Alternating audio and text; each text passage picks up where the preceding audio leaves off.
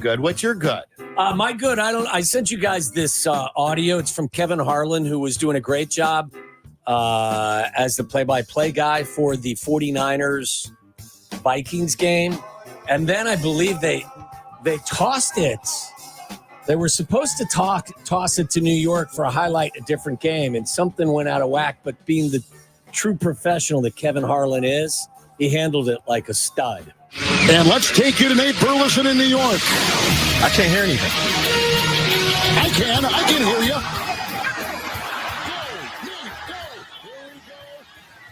Go, Rodgers against Tennessee, and they're going deep, and it was caught by the Titans. Ridley with a touchdown reception. The former Jacksonville Jaguar, Will Levis, with a long throw for Tennessee. Back to Minneapolis. All right, Nick, thank you. 2nd down 6. Outside they go. There's Ayuk with the catch, and out of bounds he goes. Shoved over there by Gilmore and Harrison Smith. And he's got the ball. So Another first Kevin, down catch out to the 42. You have called 2 games at one time, and now you called a studio and a game at the same time. So you never cease to amaze me. Incredible. It's called low IQ. Not only is he a great play-by-play guy, he's an entertainer. He's a hilarious. great broadcaster. He's fantastic. He did his own game break. Yeah, I was watching the game as it happened, and I laughed out loud when I heard him do it. It was great. Were you drinking some beer watching the game? No, I was not. I was sober as a judge, as they say. Until the Bears game started? About halfway through, I came home and had a nice adult beverage. Okay. Just one, though. Oh, that's good. Yeah. Good. Yeah. My good is short and to the point. Bo Nix, not his performance. That's not good. But the way he described his interception, I believe it was into the end zone. It was finally they were threatening to score on the Steelers, and he threw an interception. And this was the exchange between him and the reporter. Bo, can you take us through the interception in the end zone? Chop back, do it to the other team. Thanks, Bo. That's good. I mean, it's good. It's short to the point. I dropped back and I threw it to the other team. He has just been brutal. Bo, can you take us through the interception in the end zone? Chop back, do it to the other team. It sounds Is like he good enough to be that snippy with reporters? I don't know. I know he's old enough. He's like 30. He's played more football than anyone in college football. And remember, he had a really good preseason, albeit against 2s and 3s. Yeah, we know that. And they, my goodness. Yeah. So that's my good. What do you guys have? So for my good, boys, more good of Kevin Harlan, because he is excellent. And I take you to the play of the game in that game, which actually happened before the break-in, and it was a long touchdown by Justin Jefferson. So far in the Viking defense, 2nd down 9. Darnold getting messy, going deep, and he's got Jefferson. It's a foot race downfield with Brown. Shifting gears, getting a block. That's 6. 97 yards. 97 yards, awesome play. Love when a quarterback goes back, drops back in his own end zone, and then finds Justin Jefferson at the 49ers 47-yard line. And then he cut back and brings it into the house. And what you didn't hear in that highlight, though, was the referee. Did you guys catch Tyree Walton? He fast. Was excellent. And if you were thinking to yourself, wow, he looks like he might be faster than some of the players on the field, he may have been. He's a former Division II running back. It was his 18th game as a back judge. And I think we always bag on the officials for the bad plays. If you go back and watch that highlight, keep your eyes on him because he did a great job staying out of the players' way who are trying to tackle Jefferson and then getting himself back in position to make a great call at the goal line if it was needed. Kudos to Tyree Walton. I like it. A guy, A, that has experience playing the game, and B, is in good shape enough so that he can be not slow. Yeah, Johnny on the spot. Not slow and old. Is Justin Jefferson okay? He left the game, right? He quad got injury. Hit in the hip. Yeah. Was it quad or hip? Yeah, Side of quad his leg? contusion. So, he'll be He got blocked.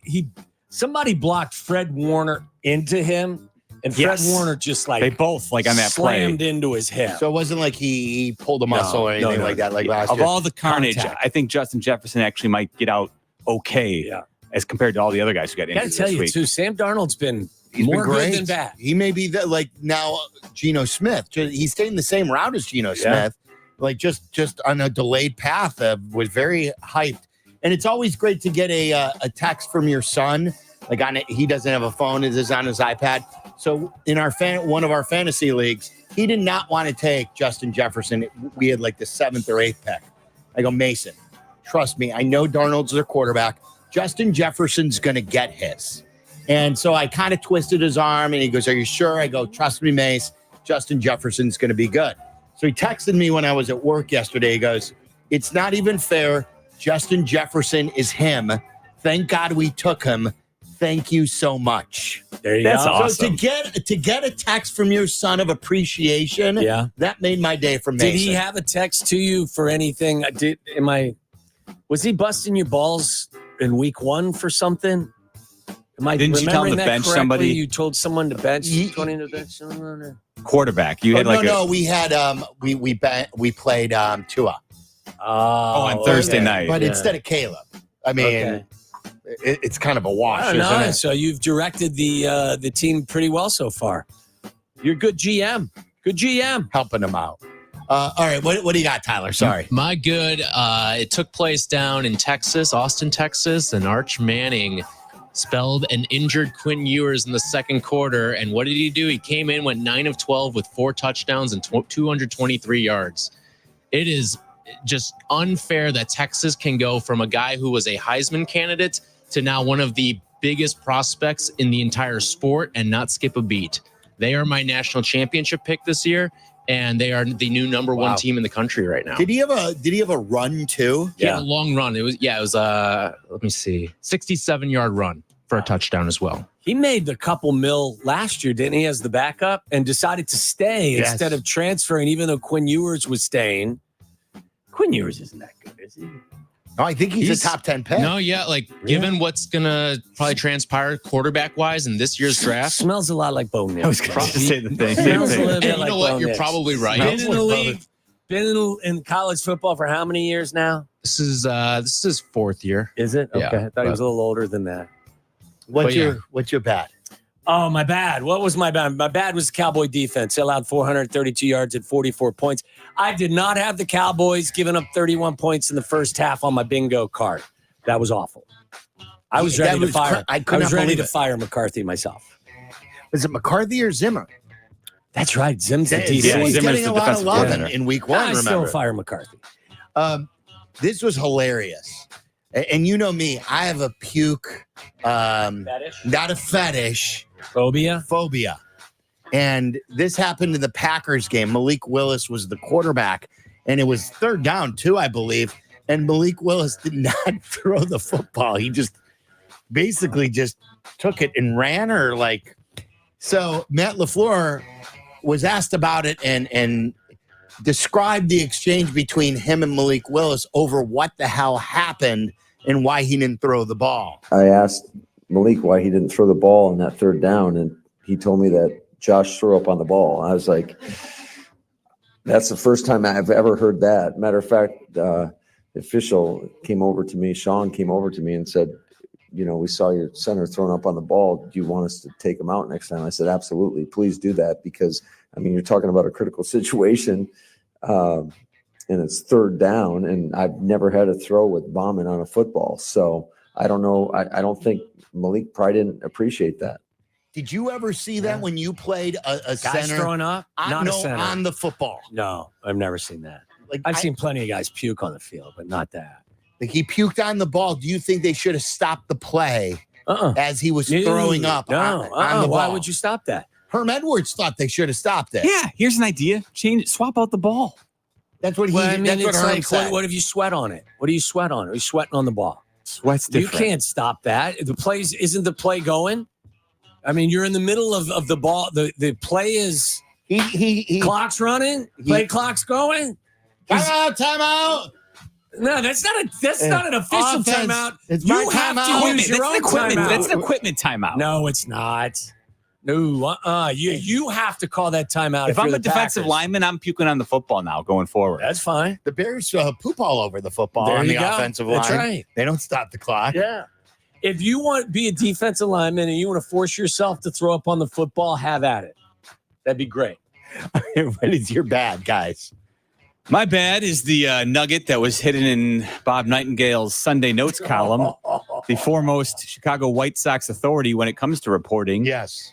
This from Bob Nightingale's column on the USA Today yesterday. The Chicago White Sox, who should break baseball's all-time record of 120 losses this week, plan to cut payroll in 2025 after sustaining substantial losses in revenue during this horrific season.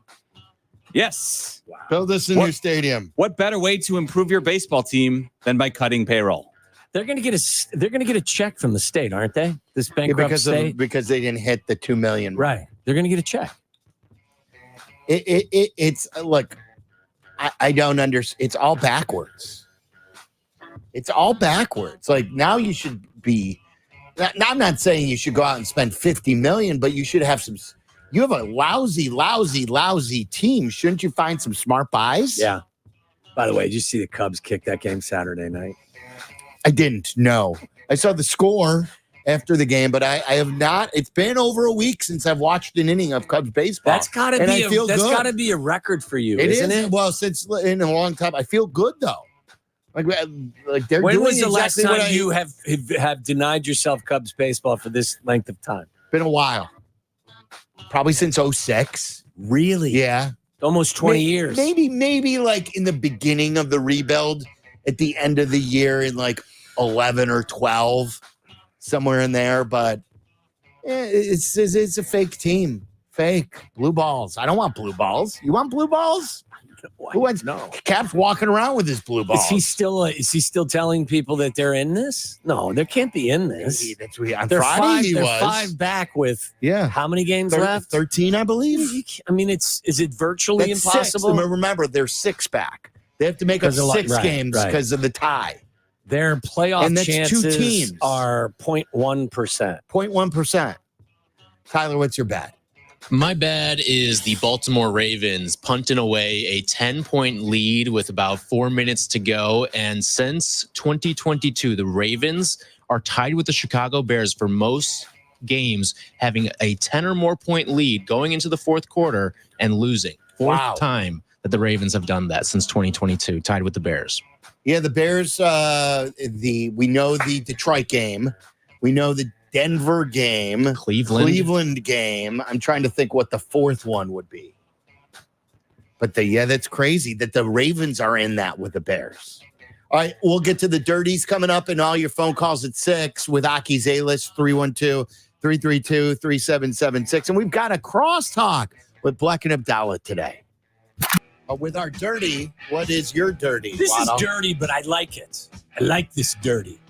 I don't know if you saw this, but with Will Levis doing Will Levis stuff, Brian Callahan, their coach, caught on TV broadcast yelling, "What the F are you doing?" Went on to say, "I don't regret my feelings about it and how I felt in the moments. I'm generally pretty composed.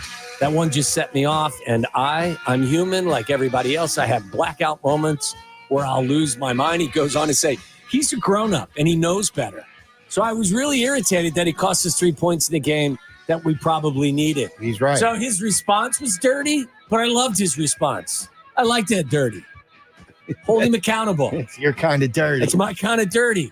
Hey, Will, what the F are you doing? Did you see the fight on stage in Boston on Friday night? Jane's Addiction. Between, Perry Farrell and David Navarro? Dave Navarro and Perry Farrell. So it was the first time that Jane's Addiction, all the members were back together. And they got into a fight, a physical altercation on stage. And the video had been going around. And they have now since canceled, as you'd expect, the rest of their tour, including here in Chicago. Their stop. I believe they were going to play the Aragon Ballroom. It was perfect because that's been nicknamed the Aragon Ballroom. But craziness to see that. I don't know what happened or who was at fault, but fists were flying, and they had to end the show in Boston on Friday night.